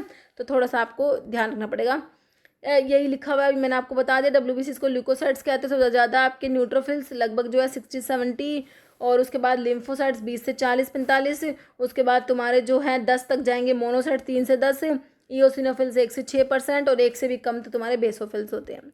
Blood group that contain no antibody, कोई भी एंटीबॉडी नहीं है, मतलब कि और भी एंटीजेंस तो है, एंटीबॉडी नहीं है। किसकी बात हो रही है, AB ब्लड ग्रुप की बात हो रही है। इसमें एंटीजेंस तो A और B दोनों होते हैं RBCs की सरफेस पे, प्लाज्मा में एंटीबॉडी नहीं होती भाई कोई भी, इसलिए यूनिवर्सल रिसीवर होता है ये, ठीक है। और O वाले में एंटीजेंस नहीं होते, एंटीबॉडी A और B दोनों होती है, इसलिए यूनिवर्सल डोनर होता है ये। A वाले में A antigen B antibody, B वाले में B एंटीजन A एंटीबॉडी। कोई भी एंटीबॉडी तो हमारे ऑप्शन A के पास नहीं है, है ना। कह रहे process of formation of RBCs का बनना, आरबीसीज के बनने की प्रोसेस को अभी देखा था तुमने, क्या कहा था, इरिथ्रो वर्ड लगाओगे आरबीसीज के लिए, पोइसिस मतलब बनना, इरिथ्रोपोइसिस हो जाएगा आरबीसीज का फॉर्मेशन की प्रोसेस। हिमैटोपोइसिस हमारे जो ब्लड सेल्स का बनना, ब्लड सेल्स की फॉर्मेशन की प्रोसेस आपकी हिमैटोपोइसिस होगी, है ना। बाकी एपोप्टोसिस वो होता है ना, प्रोग्राम्ड सेल डेथ को बोलते हैं ना बच्चों, एपोप्टोसिस, है ना। बाकी हीमोडायलिसिस, तो यहाँ पर ऑप्शन सी करेक्ट है मेरे हिसाब से। आपको एपोप्टोसिस देखो प्रोग्राम्ड सेल डेथ होता है ना। हीमोडायलिसिस में क्या होता है बच्चों, मशीन जो फिल्टर करते हैं waste salt and fluid from your blood when your kidneys are no longer healthy enough to do this work, है ना। जब हमारी किडनी काम नहीं कर रही तो वो आर्टिफिशियल किडनी वाला जो होता है ना, वो haemodialysis. Okay, normal reticulocyte count blood का कितना होता है, 1 से 2%, 5, 10 की 15, तो यहाँ पर हो जाएगा ऑप्शन ए तुम्हारा 1 से 2%। रेटिकुलोसाइट काउंट कह रहे हैं कि मेजर करते नंबर ऑफ इमेच्योर तुम्हारे आरबीसीज कितने हैं ब्लड बोन मैरो में। ओके, फिर ऑनकोटिक प्रेशर, जो ऑस्मोटिक प्रेशर है प्लाज्मा का, उसको मेंटेन करने के लिए हमारे पास है ना, मोस्ट अबंडेंट प्लाज्मा प्रोटीन है एल्ब्यूमिन। ओके, ठीक है। बाकी प्री एल्ब्यूमिन दे रखे तुम्हें, इलेक्ट्रोलाइट है फिब्रिन दे रखा, तो ऑप्शन ए करेक्ट है। यहाँ पर विटामिन के की सिंथेसिस जो होती है ना, वो कौन करता है, लीवर करता है, ब्लड के वेसल्स करता है, स्किन की कोलोनिक बैक्टीरिया, तो विटामिन के लिए हो जाएगा तुम्हारा option D colonic bacteria. Cell that are responsible for production of antibodies को प्रोड्यूस कौन करेंगे, प्लेटलेट्स, तो बोले ब्लड की क्लोटिंग के लिए है। रेड ब्लड सेल्स हमारे ऑक्सीजन को ट्रांसपोर्ट करने का काम ब्लड में आरबीसीज के पास होता है। प्लाज्मा या फिर डब्ल्यूबीसीज, तो आपके जो वाइट ब्लड सेल्स है इन्फेक्शन से जो फाइट कर रहे हैं ना बच्चों, ये ही एंटीबॉडी को प्रोड्यूस करते हैं, तो यहाँ पर ऑप्शन डी करेक्ट हो जाएगा, है ना। नेक्स्ट, यूनिवर्सल ब्लड डोनर, अब तुमने ये तो कह दिया कि डोनर ओ वाला ब्लड ग्रुप डोनर है, ए बी वाला रिसीवर है, आप कह रहे हैं पॉजिटिव नेगेटिव के सेंस में भी बताओ कि भाई ओ पॉजिटिव कि O negative, A B positive कि A B negative. Universal donor O वाला होता है तो ओ नेगेटिव होता है, यूनिवर्सल रिसीवर ए बी वाला होता है तो ए बी पॉजिटिव होता है। याद रखेंगे, बिल्कुल याद रखेंगे। डोनर की बात हो रही है तो ओ नेगेटिव याद रखोगे, ये RH फैक्टर होते हैं, उनके बेसिस पे ये पॉजिटिव नेगेटिव होते हैं, है ना। तो यहाँ पर ऑप्शन बी हो गया ORH negative. Okay, life span RBC का मैंने आपको बताया 120 दिन, ये क्वेश्चन बहुत ज़्यादा बार रिपीट हुआ, इसीलिए मेरे क्वेश्चन में भी बहुत ज़्यादा बार रिपीट हुआ है ना। ESR होता है इरिथ्रोसाइट्स का सेडिमेंटेशन रेट होता है बच्चों, इरिथ्रोसाइट्स सेडिमेंटेशन रेट हो जाएगा, सिंपल सा ऑप्शन ए हो जाएगा। हिमैट्यूरिया का मतलब होता है, क्या होता है बताओ, हिमैट्यूरिया मतलब कि कह रहे हैं एपिथेलियल सेल्स, आरबीसीज, प्लेटलेट्स, डब्ल्यूबीसीज। हिमाट्यूरिया का मतलब है कि ब्लड में तुम्हारे क्या एपिथेलियल सेल्स नहीं होगा, ये होगा कि तुम्हारे आरबीसीज का प्रेजेंस, है ना, ब्लड की सेल्स का प्रेजेंस यूरिन में, तो यहाँ पर ऑप्शन बी करेक्ट है। फॉलोइंग स्टेटमेंट अबाउट प्लेटलेट्स के बारे में इनकरेक्ट है, भाई गलत है, ध्यान से पढ़ लो। कह रहे नॉन न्यूक्लिएटेड, तो न्यूक्लियस तो प्लेटलेट्स में नहीं होता, बिल्कुल सही है। 2 से 4 माइक्रोन डायमीटर में, ये भी सही है। डिराइव होते हैं cytoplasm megakaryocytes in red bone marrow, ये भी सारा करेक्ट है। भाई लाइफ स्पेन 120 दिन, भाई प्लेटलेट्स का कैसे होगा, उसका तो 8 से 11 दिन होता है, प्लेटलेट्स का 8 से 11 डेज देखा था तुमने बच्चों, 120 दिन तो तुम्हारे आरबीसीज का था, तो यहाँ पर तो इनकरेक्ट ऑप्शन डी हो गया। बाकी तीनों बातें ध्यान रखना करेक्ट है। प्लेटलेट्स के बारे में, न्यूक्लियस तुम्हारे मैच्योर आरबीसीज में भी नहीं था, प्लेटलेट्स में भी नहीं है। डायमीटर तुम्हारे प्लेटलेट्स 2 से 4 माइक्रोन होता है, और ये डिराइव होती है मेगाकैरियोसाइट्स से। ओके, नेक्स्ट देखो, disease characterised by increase in number of platelets, का नंबर बढ़ गया बच्चों, बढ़ गया, ज़्यादा हो गया। पीनिया में तो कम होता है बच्चों, पीनिया वर्ड तो लगाना मत तुम, पीनिया का मतलब कम होता है। थ्रोम्बोसाइटोपिनिया मतलब प्लेटलेट्स तुम्हारे जब कम हो रहे ना, तो आप पीनिया वर्ड लगाओगे। इन्होंने कहा है कि तुम्हारे प्लेटलेट्स बढ़ गए हैं, तो बढ़ने के लिए क्या कहोगे, लिम्फोसाइटिक ल्यूकीमिया हो रहा, ल्यूकीमिया नहीं हो रहा बच्चों, ल्यूकीमिया तो ये डब्ल्यूबीसीज की बात हो रही है, हम प्लेटलेट्स की बात कर रहे हैं। मेगाब्लास्टिक एनीमिया हमारा विटामिन B12 या फोलिक एसिड की डेफिशिएंसी से हो रहा था। ये थ्रोम्बोसाइडीमिया वर्ड आएगा जब तुम्हारे प्लेटलेट्स का काउंट बढ़ेगा, ठीक है। तो ऑप्शन क्या करोगे तुम, डी आंसर करोगे, है ना। यही लिखा हुआ है, higher than normal platelet count को थ्रोम्बोसाइटोसिस, थ्रोम्बोसाइथीमिया कहोगे। Okay, erythroblastosis fetalis rise to incompatibility in the, कह रहा लिम्फ में, ब्लड में साइनोवियल फ्लूइड की बाइल, कहाँ पर इनकम्पैटिबिलिटी होगी, तो ब्लड की बात हो रही है, तो ऑप्शन बी हो जाएगा ब्लड। क्लोटिंग फैक्टर नंबर 12, अभी बताया मैंने तुमको, पहला फिब्रिन से फिब्रिनोजन, लास्ट वाला फिब्रिन स्टेबलाइजिंग फैक्टर, है ना। फर्स्ट और 13 याद हो गई, है ना। है ना। उसके बाद तुम्हारा क्या था यहाँ पर, 12th वाला तो तुम्हें वैसे याद ही होगा, हेगमैन फैक्टर मैंने कई बार बता दिया। कैल्शियम तो 4th होता है, 4th को कैसे लिखते हैं भाई, ऐसे लिखते हैं ना, हाँ 4th। और 5th जो है लेबाइल फैक्टर, 6th होता नहीं, 7 स्टेबल होता है ना, 7 से स्टेबल फैक्टर आपने याद करा था। तो यहाँ पर ऑप्शन ए करेक्ट है बच्चों, बिल्कुल सही है। Condition which WBC significant lower than the reference range, WBCs जो है वो कम है, बताओ भाई।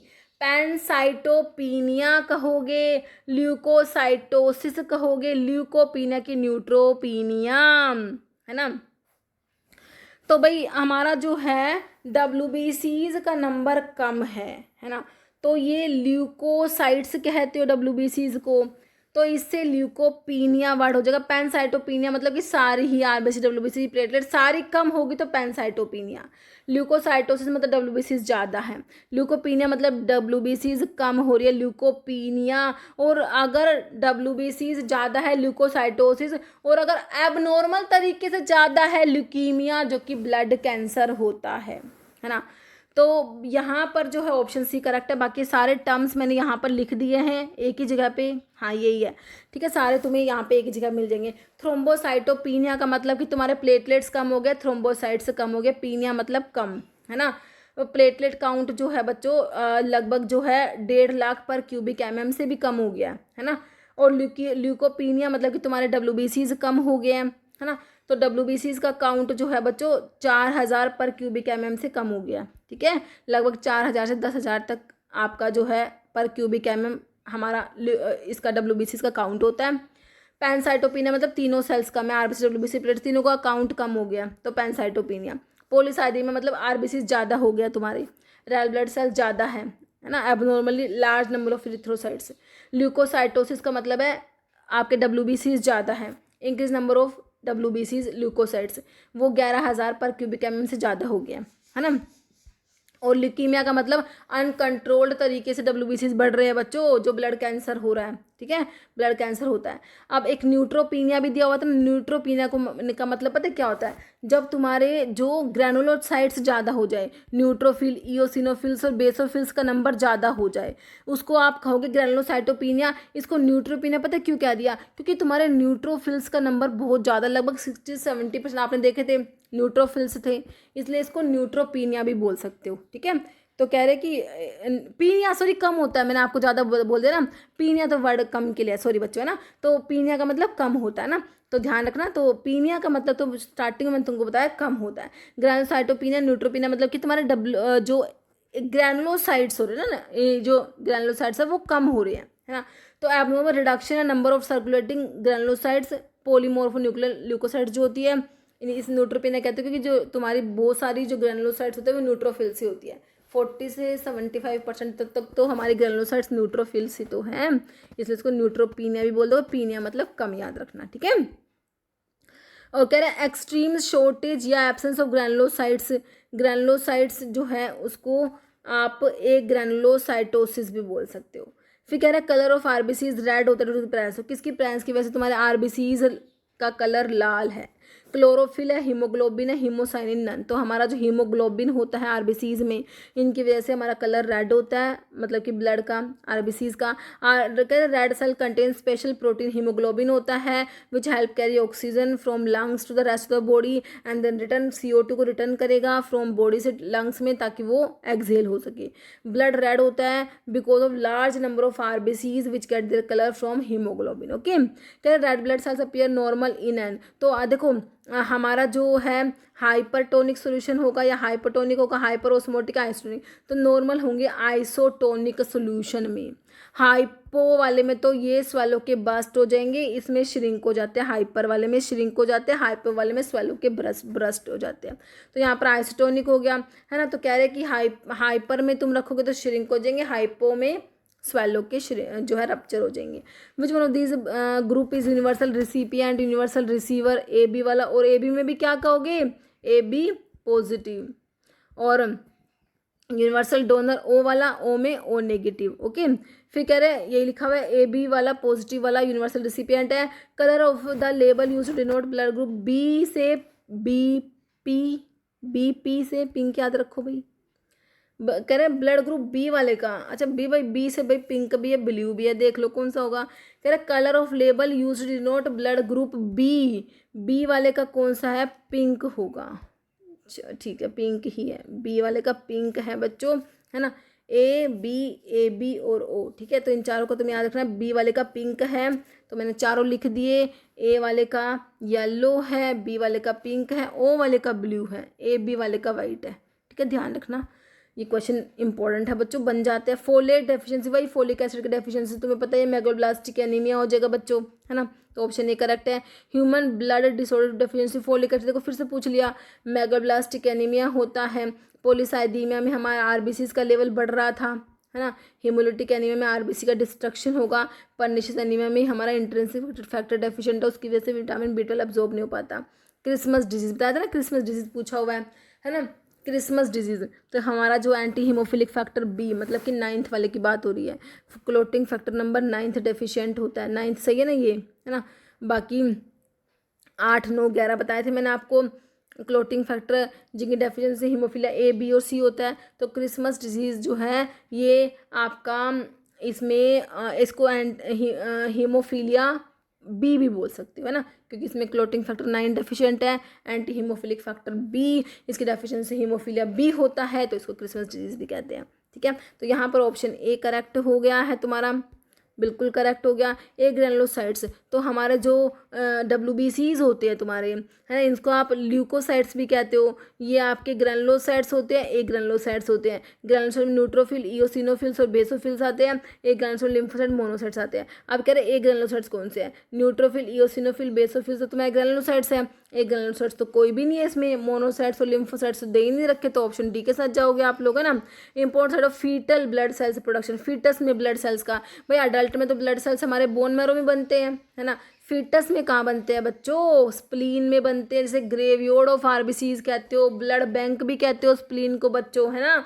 तो यहीं पर हमारे फीटस में, है ना, जब फीटल डेवलपमेंट में तो हमारे आरबीसीज जो होता है ब्लड के सेल्स जो है वो स्प्लीन में प्रोडक्शन होता है, ओके।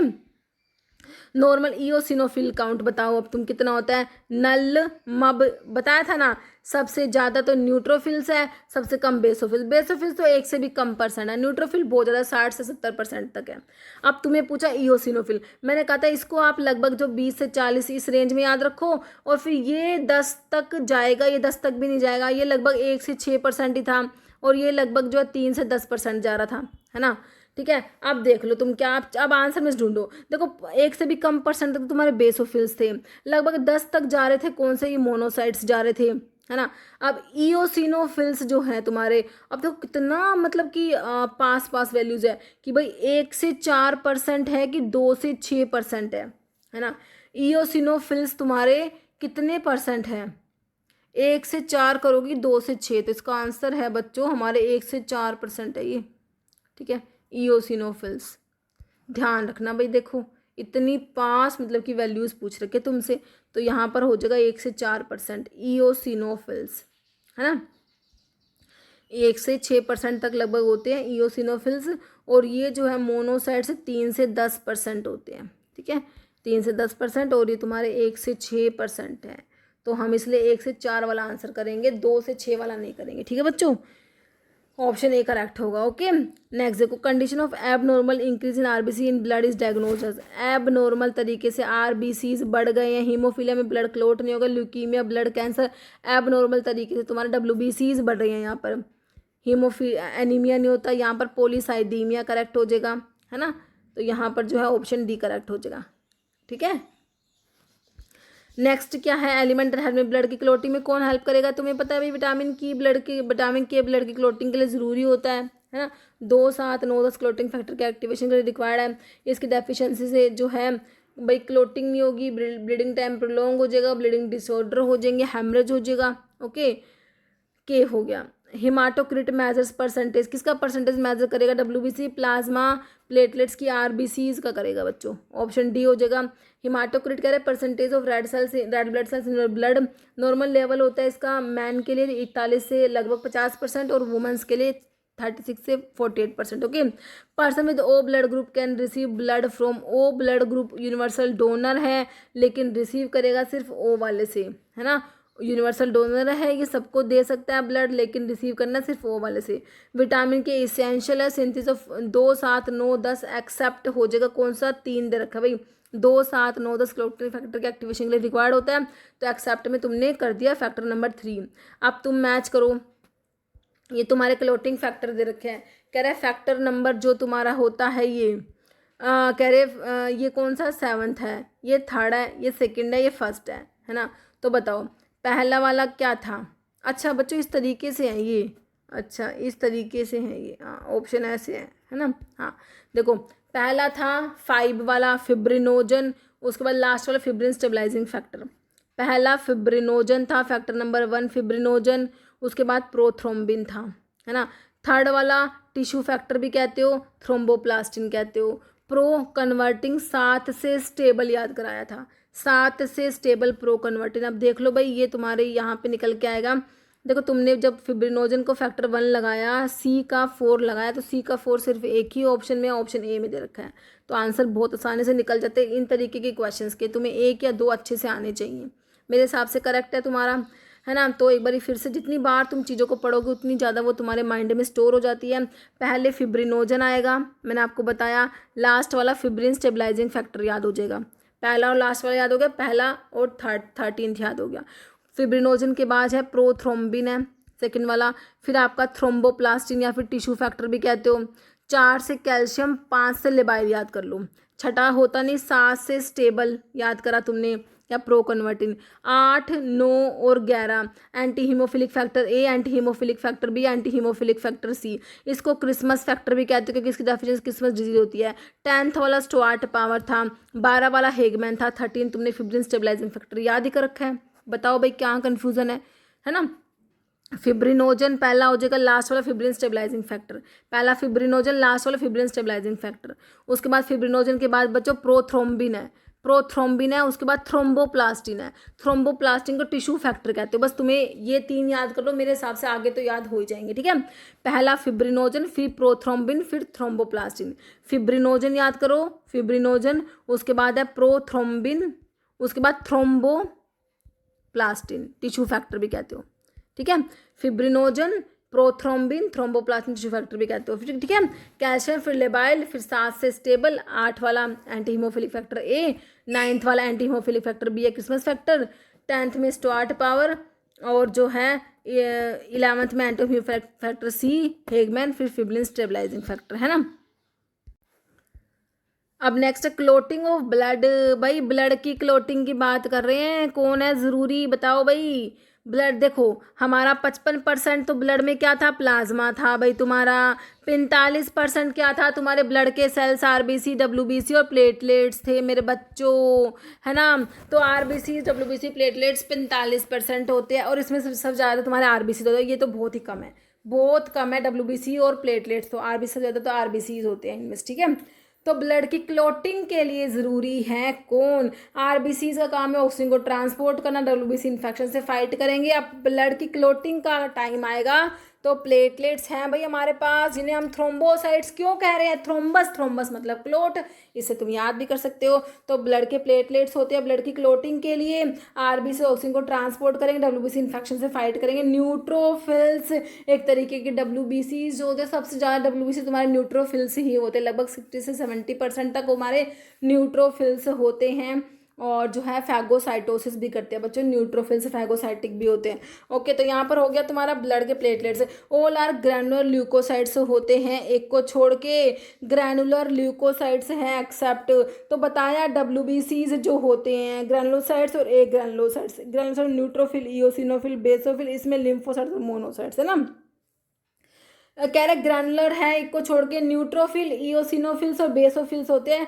किसको छोड़ोगे, लिम्फोसाइट्स को छोड़ दो, मोनोसाइट होते हैं उसको भी छोड़ देते हैं ना, लेकिन हमें तो ऑप्शन डी मिल गया करेक्ट, हमारा हो गया answer. Which one of the following is largest in size है, बताया लार्जेस्ट और स्मॉलेस्ट दोनों ही तुम्हारे ए ग्रैनुलोसाइट्स है। ए ग्रैनुलोसाइट्स में लिम्फोसाइट्स, मोनोसाइट्स आते हैं। एल वाला लार्जेस्ट ना होके स्मॉलेस्ट है, ये लार्जेस्ट है, मोनोसाइट्स। आंसर हो गया तुम्हारा ऑप्शन ए करेक्ट हो गया, है कि नहीं, बिल्कुल करेक्ट है option A. Haematopoiesis take place in, तुम्हारी जो ब्लड सेल्स की फॉर्मेशन है, तुम्हारे आरबीसीज है, तुम्हारे डब्ल्यूबीसी है, तुम्हारे प्लेटलेट्स हैं, कहाँ बनते हैं? लंग्स में, पैंक्रियाज में, लीवर्स की, बोन मैरो में। भाई बोन मैरो में बनते हैं ब्लड के सेल्स हमारे, है ना। Process of blood cells formation को ही तो हिमेटोपोइसिस कहते हो। Various cells of blood are made in the bone marrow in the process of haematopoiesis कहते हैं, जिसमें आपका इरिथ्रोपोइसिस आरबीसी का बनना होता है, माइलोपोइसिस कह रहे डब्ल्यूबीसी और प्लेटलेट्स का बनना। ओके, अब इनकरेक्ट मैच करो फिर से, तुम्हारे क्लोटिंग फैक्टर तुम्हें इतने बढ़िया तरीके से याद हो जाएंगे ना। देखो इनकरेक्ट मैच, गलत बताना है कौन सा है गलत। देखो पहला तो फिब्रिनोजन था, लास्ट वाला फिब्रिन स्टेबलाइजिंग फैक्टर, है ना, दो तो याद हो गए। सेकंड वाला क्या था? प्रोथ्रोम्बिन, उसके बाद थ्रोम्बोप्लास्टिन या टिश्यू फैक्टर। थर्ड वाला सही है, थ्रोम्बोप्लास्टिन टिश्यू फैक्टर सही दे रखे हैं। मैंने क्या कहा था? उसके बाद चौथा कैल्शियम, पांचवा लेबाइल फैक्टर, है ना। ये पांचवा लेबाइल फैक्टर कहा था। देखो फिफ्थ कह रहे लेबाइल फैक्टर सही है, फिफ्थ लेबाइल फैक्टर, है ना। 7 से स्टेबल, ये देखो फोर्थ वाला बच्चों, फोर्थ तो कैल्शियम था ना हमारा, स्टेबल तो 7 से स्टेबल याद करा तुमने, तो 7 से स्टेबल तो प्रो कन्वर्टिन सही है, लेकिन यहाँ पे कह रहे फोर्थ वाला स्टेबल तो नहीं होता भाई। इनकरेक्ट तो निकल गया तुम्हारा ऑप्शन बी इनकरेक्ट निकला कि नहीं निकला? फोर्थ वाला कैल्शियम था, इन्होंने स्टेबल लिख दिया, स्टेबल तो 7 से स्टेबल हमने याद करा था, है ना। तो ऑप्शन बी यहाँ पर निकल के आया तुम्हारा, जो कि इनकरेक्ट है ना।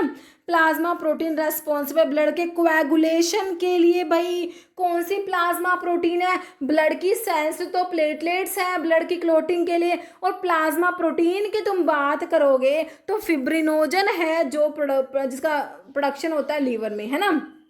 ग्लोबुलिन जैसे कि तुम्हारे इम्यूनोग्लोबुलिन जो कि एंटीबॉडीज होते हैं, सीरम अमाइलेज दे रखा है, एल्ब्यूमिन दे रखा है, जो कि most abundant plasma protein albumin होता है। तो यहाँ पर फिब्रिनोजन मेरे हिसाब से करेक्ट है। फिब्रिनोजन सिंथेसाइज होता है लीवर में, एसेंशियल ब्लड के कोएगुलेशन के, एल्ब्यूमिन बनता है कहाँ पर? लीवर में ही बनता है, मोस्ट अबंडेंट प्लाज्मा प्रोटीन होता है, मेन फंक्शन है कि मेंटेन करना नॉर्मल ऑस्मोटिक प्रेशर ब्लड का। ओके, अब फिर से इनकरेक्ट बता दो बच्चों, इनकरेक्ट बताओ। करेक्ट 10th वाला कौन सा था? 10th वाला तो भाई स्टुअर्ट पावर हमने याद करा था, बिल्कुल करेक्ट है। 11th वाला एंटी हीमो, 8, 9 और 11 सही है, एंटी हीमोफिलिक फैक्टर सी होता है, बिल्कुल होता है 11th वाला। 12 से आपने हेगमैन फैक्टर याद करा, बिल्कुल होता है। अरे 13th वाला, पहला 5 से शुरू था फिब्रिनोजन, लास्ट वाला फिब्रिन स्टेबलाइजिंग फैक्टर, मैंने आपको बताया था पहले और लास्ट वाले दोनों ही FIB से स्टार्ट होंगे। ये तो स्टुअर्ट पावर कह दिया इन्होंने, गलत कह दी भाई ये बात, तो डी वाला गलत है। स्टुअर्ट पावर तो हमने 10th याद कर रखा है। 13th तो कौन सा है? फिब्रिन स्टेबलाइजिंग फैक्टर होता है, तो आंसर निकल के आया ऑप्शन डी, बिल्कुल करेक्ट है। साइट ऑफ टी सेल्स का मैच्योरेशन कहाँ होता है? थाइमस में, थायराइड में, बोन मैरो की पैराथायराइड, तो ये थाइमस में मैच्योर होती है। Each haemoglobin contain 4 atom, haemoglobin में 4 एटम आयरन के होते हैं, तो हमारा एक हीमोग्लोबिन 4 आयरन है इसके पास, तो इसलिए 4 ऑक्सीजन के मॉलिक्यूल जुड़ सकते हैं बच्चों इससे, ठीक है।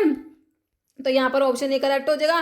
Name the antigen present on RBC of person with blood group O blood group वाले पेशेंट है, ओ वाले पेशेंट है भाई, इनके पास एंटीजन तो है ही नहीं, एंटीबॉडी ए और बी दोनों प्रेजेंट है, इनके आरबीसीज की सरफेस पे एंटीजन नहीं है। कह रहे कौन सा एंटीजन प्रेजेंट है RBCs of a person with blood group O? भाई है ही नहीं, नीदर ए नॉर बी। अगर दोनों एंटीजन्स होंगे वो तो हमारा ए बी ब्लड ग्रुप हो जाएगा, अगर ए एंटीजन होगा वो ए ब्लड ग्रुप होगा, बी एंटीजन होगा बी ब्लड ग्रुप होगा, तो यहाँ पर तो ऑप्शन डी करेक्ट हो गया, है ना। तो ये सारी बातें हमने देख ली, ए वाले में A antigen B antibody, B वाले में B antigen A antibody, A B वाले में ए बी दोनों एंटीजन एंटीबॉडी नहीं होती, और ओ वाले में दोनों एंटीजन्स नहीं होते लेकिन एंटीबॉडी होती है। Leukocyte account for about -% of dash of blood volume, तुम्हारा जो ब्लड है, ब्लड का वॉल्यूम है, तुम्हारा ब्लड है भाई, तुमने बताया 55% तो प्लाज्मा है तुम्हारा, 45% तुम्हारे पास ब्लड के सेल्स है, आरबीसी डब्ल्यूबीसी प्लेटलेट्स है ना। तो कह रहे हैं कि तुम्हारे आरबीसी डब्ल्यूबीसी प्लेटलेट्स जो हैं उनमें से डब्ल्यूबीसीज कितने होते हैं? डब्ल्यूबीसीज 1% है भाई, 55% तो प्लाज्मा है, 45% टोटली ब्लड के सेल्स होते हैं, तीनों मिला के होते हैं, या 10%। तो भाई तुम्हारे ल्यूकोसाइट्स, तुम्हारे WBCs कितने हैं? सिर्फ और सिर्फ एकमात्र 1% है। ऑप्शन ए करेक्ट हो जाएगा। कह रहे ल्यूकोसाइट्स लार्जेस्ट ब्लड के सेल्स होते हैं और they account for about 1% blood volume का सिर्फ और सिर्फ मात्र 1% है बच्चों, है ना। इनमें न्यूक्लियस है भाई, तुम्हारा डब्ल्यूबीसीज में न्यूक्लियस होता है, तुम्हारे मैच्योर आरबीसीज में नहीं है, प्लेटलेट्स में नहीं, लेकिन डब्ल्यूबीसीज में न्यूक्लियस होता है, टेंशन ना लो, ठीक है। Fibrinogen is synthesised in the, तो फिब्रिनोजन की सिंथेसिस बताया मैंने अभी आपको, लीवर में होती है फिब्रिनोजन, ब्लड के कोएगुलेशन के लिए, ब्लड की क्लॉटिंग के लिए हमारे प्लाज्मा प्रोटीन जो है फिब्रिनोजन है, ये कहाँ बनते हैं, लीवर में बनते हैं। तो यहाँ पर ऑप्शन ए करेक्ट हो जाएगा। ऑक्सीजन इज कैरिड बाय, तो भाई आरबीसी का काम है ऑक्सीजन कैरी करना, क्योंकि इनके पास हीमोग्लोबिन है भाई, जिसके अंदर 4 आयरन है। हीमोग्लोबिन है जिसके पास 4 आयरन है, वो 4 ऑक्सीजन मोलिक्यूल से बाइंड कर सकता है, ठीक है। तो यहाँ पर डब्ल्यूबीसीज ने इन्फेक्शन से फाइट करना, जो कि सिर्फ हमारे ब्लड वॉल्यूम में 1% है ना। प्लेटलेट्स जो है ये ब्लड की क्लोटिंग के लिए ज़रूरी है, बाकी प्लाज्मा जो है हमारा 55% ब्लड का प्लाज्मा होता है, 55%, है ना। कह रहा है presence of which of the following prevent coagulation of blood inside the human body. देखो हमारी बॉडी में जो ब्लड है वो कोएगुलेट नहीं हो पाता, है ना। कौन प्रिवेंट करता है उसको, कह रहा है फिब्रिन प्रिवेंट करेगा, हीमोग्लोबिन, हिपैरिन या थ्रोम्बोप्लास्टिन। तो हमारा जो हिपैरिन है ना, हमारा जो नेचुरल एंटीकोएगुलेंट है हिपैरिन, बच्चों ये प्रिवेंट करता है, ऑप्शन सी करेक्ट है। Number of polypeptide chain present है हीमोग्लोबिन में कितनी होती है बच्चों, 4 पॉलीपेप्टाइड चेन होते हैं तुम्हारे हीमोग्लोबिन में, okay. Vitamin B12 folic acid की deficiency are use in treatment, किसको ट्रीट करने के लिए, जिनकी डेफिशिएंसी से हो रहा होगा, मेगाब्लास्टिक एनीमिया इनकी डेफिशिएंसी से होता है, तो उसी को ट्रीट करने के लिए तुम विटामिन B12 फोलिक एसिड को यूज कर लोगे बच्चों, है ना। माइक्रोसाइटिक में हमारे आरबीसीज जो होते हैं वो स्मॉलर हो जाते हैं, माइक्रो मतलब छोटे, है ना। सिक्कल सेल में आरबीसी सिक्कल शेप के हो जाते हैं, plastic anaemia bone marrow suppression की वजह से होता है, ओके। आप फिर से इनकरेक्ट बताओ बच्चों, कहाँ जाओगे, याद होगा बिल्कुल होंगे, क्लोटिंग फैक्टर, कोई दूसरा ऑप्शन है ही नहीं तुम्हारे पास। अब देखो क्लोटिंग फैक्टर 8, 9 और 11 याद करोगे, anti haemophilic factor A, anti haemophilic factor B, anti haemophilic factor C, और बी वाले को क्रिसमस फैक्टर भी कहते हो, इसकी डेफिशिएंसी क्रिसमस डिजीज होती है। हीमोफीलिया ए होगा क्लोटिंग फैक्टर 8 की डेफिशिएंसी से, हीमोफीलिया बी होगा क्लोटिंग फैक्टर 9 की डेफिशिएंसी से, हीमोफीलिया सी होगा क्लोटिंग फैक्टर 11 की डेफिशिएंसी से, ठीक है।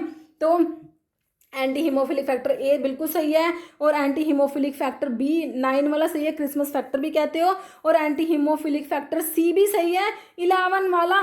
10th वाला भाई तुम्हारा इनके बीच में आ रहा था स्टुअर्ट पावर फैक्टर, इन्होंने कैल्शियम लिख दिया भाई। कैल्शियम तो भाई हमें बहुत अच्छे से याद है, चौथा होता है, 4th वाला कैल्शियम, 5 वाले बल 6 होता नहीं, 7 से स्टेबल हमने याद कर रखा है। 8, 9, 11 हमारे जो है anti haemophilic factor A B C होते हैं, बीच में हम 10th वाले को स्टुअर्ट पावर याद कर लेते हैं। 12th वाला हमारा हेगमैन फैक्टर है ही, 13th वाला हमने पहले वाले फिब्रिनोजन से 13th वाला फिब्रिन स्टेबलाइजिंग फैक्टर याद कर रखा है ना। तो यहाँ पर तुम्हारा कैल्शियम जो है वो गलत है भाई, क्योंकि कैल्शियम तो 4th नंबर पे था ना, इसको इतना दूर थोड़ी ना भेज देंगे हम। 10th तो कौन सा स्टुअर्ट पावर फैक्टर है, ठीक है। तो ऑप्शन जो है तुम्हारा बच्चों इनकरेक्ट हो गया, ऑप्शन सी, ओके। आप फिर से भाई इनकरेक्ट बता दो इनको, कौन सा इनकरेक्ट है। कह रहे हैं फैक्टर नंबर 5th दे रखा है, और तुम्हें 7th दे रखा है, तुम्हें 8th दे रखा है, और तुम्हें दे रखा है कौन सा, ये 9th दे रखा है। 5 चौथा कैल्शियम, 5वां लेबाइल था, लेबाइल। तो ये anti haemophilic factor Christmas disease factor number 9 की डेफिशिएंसी है, तो फैक्टर नंबर 9 को कहते हो एंटी हीमोफिलिक फैक्टर बी या क्रिसमस फैक्टर। आंसर तो बच्चों तुम्हारा ऑप्शन ए ही हो गया, क्योंकि 5 वाला तो हमारा 5th वाला कौन सा होता है, लेबाइल होता है ना। बाकी 7 से स्टेबल याद कर रखा है pro convertin, 8वां anti haemophilic factor ए, और 9वां एंटी हीमोफिलिक फैक्टर बी या क्रिसमस फैक्टर, है ना। तो ऑप्शन यहाँ पर तुम्हारा ऑप्शन ए हो गया। बाकी तुमने जो है फिब्रिनोजन जो है फर्स्ट वाला, उसके बाद प्रोथ्रोम्बिन होता है सेकंड वाला, फिर थ्रोम्बोप्लास्टिन टिश्यू फैक्टर 3rd वाला होता है। फिब्रिनोजन, प्रोथ्रोम्बिन, थ्रोम्बोप्लास्टिन याद कर लो, fibrinogen, prothrombin, thromboplastin. Fibrinogen first वाला, इससे तुम 13th वाला याद करोगे, fibrin stabilizing factor. Prothrombin second वाला, फिब्रिनोजन, प्रोथ्रोम्बिन, और फिर थ्रोम्बोप्लास्टिन जो है ये तुम्हारा टिश्यू फैक्टर भी है 3rd वाला, है ना। तो तो सही है बच्चों तुम्हारा ऑप्शन जो है ये नॉर्मल आरबीसी काउंट तुमने देखा था मिलियंस में हमारे पास आरबीसीज है बच्चों, टेंशन ना लो, मिलियंस में है तुम्हारे पास। तो मैन में 4.5 से 5.5 मिलियन पर mm³ और वुमेन में 3.5 से 5.5 मिलियन पर mm³। देखो दोनों ही करेक्ट है, ये तुम्हारा आरबीसी का काउंट है और 120 दिन का लाइफ स्पैन होता है। प्लाज्मा में वाटर कितना होता है, plasma has water to the extent of, क्या बताया भाई, हमारा ब्लड में 55% प्लाज्मा है, 45% आपके ब्लड के सेल्स है, आरबीसी डब्ल्यूबीसी प्लेटलेट्स, ठीक है।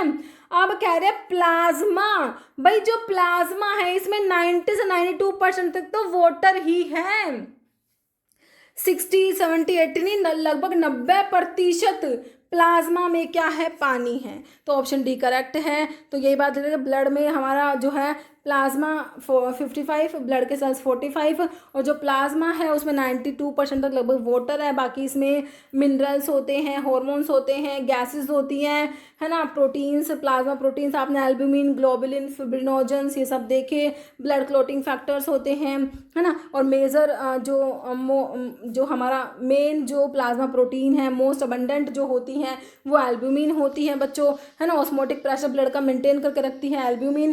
क्यूफर सेल्स बच्चों एक तरीके के क्या होते हैं, मैक्रोफेजेस होते हैं, जो कि मोनोसाइट्स होते हैं वो मैक्रोफेजेस में कन्वर्ट हो जाते हैं। तो क्यूफर सेल्स जो होते हैं ये कहाँ पर होते हैं, लीवर में होते हैं। ऑप्शन 3 करेक्ट हो जाएगा।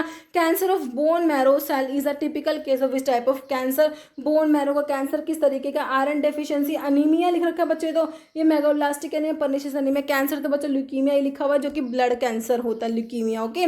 आइडेंटिफाई क्लोटिंग फैक्टर, जो स्टुअर्ट पावर फैक्टर है या थ्रोम्बोकाइनेज या स्टुअर्ट पावर 10th वाला था ना, 8, 9, 11 के बीच में 10 आ रहा था, वो तुम्हारा कौन सा था, स्टुअर्ट पावर फैक्टर, है ना। तो 10 हो जाएगा।